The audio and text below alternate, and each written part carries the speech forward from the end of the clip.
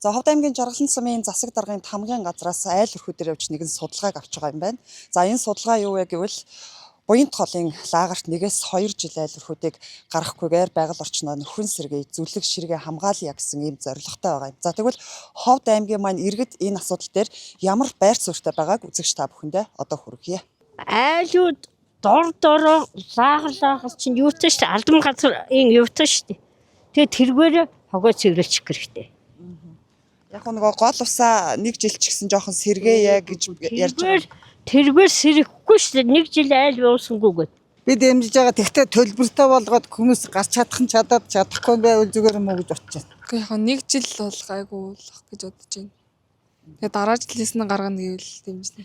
Гарсан гараагүй ялгаагүй сэрэгдгээрээ сэргэн төрчтэй гардгаараа л гарна. Тэгээд 1 жил гарахгүй л гэсэн буцаагаал дараа жил нь адилхан л яг байдгаараа л байгаа ш. Тэгээд манай буянт гол нэг юм бохирдоод шалаад байгаа юм байна. Урагшаага зүлэг мүлэглүүгээ айлууд нь машин тохио амтаа оруулдаг. Тэгээд машинтаа л хүмүүс ирээд машин дэргээ угаах чах юм бол гараач инээ тэрээгээд хөөж туугаал тэгээд ер нь тийм. Тэгэхээр энэ лагертаа гарна л гэж бодож байгаа юм. Ер нь бол гарна гэж бодож байгаа. 1 жил өнжөөсөн дээр шүү дээ. Яаж ч ургамлын сэргээд тажгүй явах шүү дээ. 1 жил өнжөөд бас нөхөн сэрэгт хийхэд бас дэмжээрээ ховж удаа гэж хэлдэг.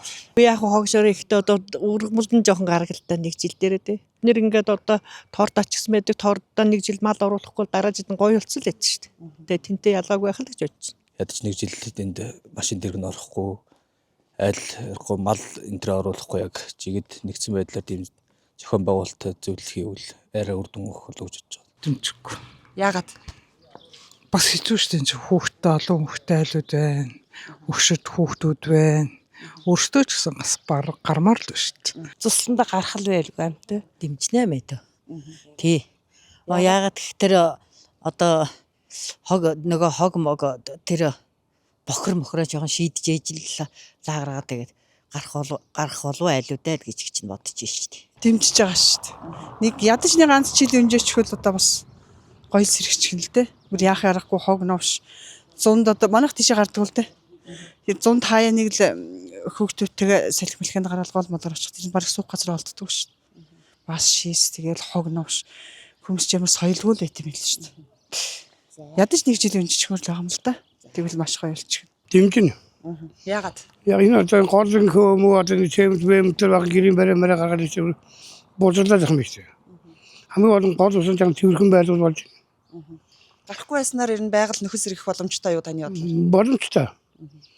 Байгаль одоо энэ байгаль энэ ард түмэн гараад бахан цусланд бууж ингээд бахан сүнийг айсан биш. Энэ тэр төрхөөр байгаль хിവэр байвал бас гоё шүү. Ууг нь бол гарсан зүгээр л дээ.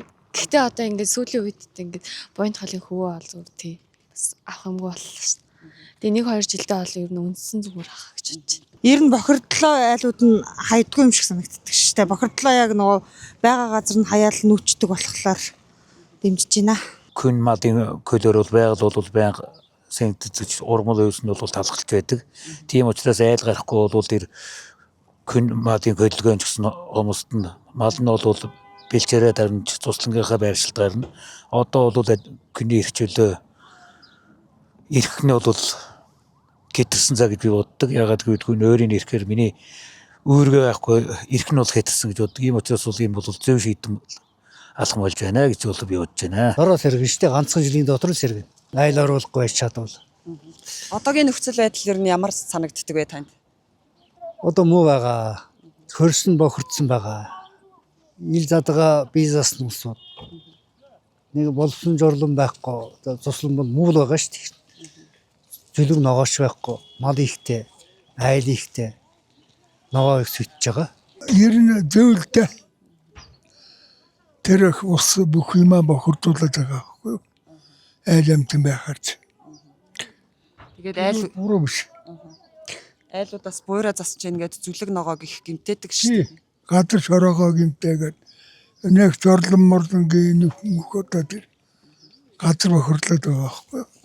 1 жил гарахгүй байснаар ер нь бол байгаль бас сэргэнэ гэж үзэж байна. Хамаагүй сэргэн. Хамаагүй. Дэмжнэ. Арай их гараад бас гიშгдэг бардаг нэгтэй зүрэг ширгэн гарахгүй байгаа.